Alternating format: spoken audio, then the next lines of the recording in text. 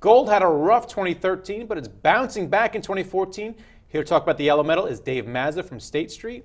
Welcome, Dave. Thanks for having me. All right, so before we get to the bounce back, especially today with the market sell-off, tell me what happened in 2013. Why was there such selling?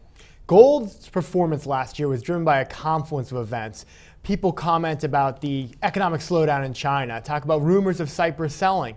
There's also influence of the fact that the Federal Reserve had rumors about tapering, which eventually obviously just happened, and really investors questioning whether or not they want that yellow metal, as you put it, as part of their portfolio. And they certainly want gold, especially today with the big sell-off. Gold's up around 5% year to date.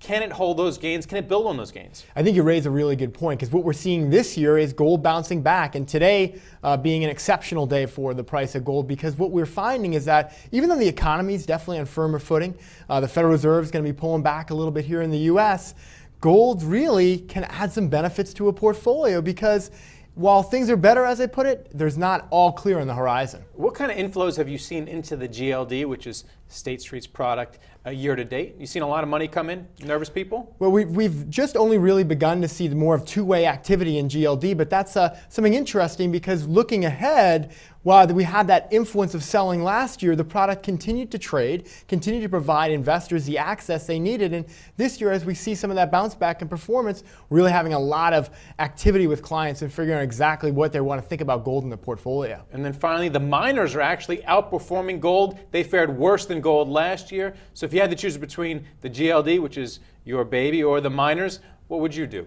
It's always a tough decision, and one we wrap our heads around a lot, but I'm going with gold bullion because it offers something unique. The miners are equities, right? So they're going to be influenced by different events in the marketplace, cash flows, earnings, things of that nature. But when I want that stability in my portfolio, that diversification, that low correlation to stocks and bonds, I'm going with GLD. You're a little bit biased, but you like the pure play. That's exactly correct. Thanks a lot, Dave Mazza, and thank you for watching The Street.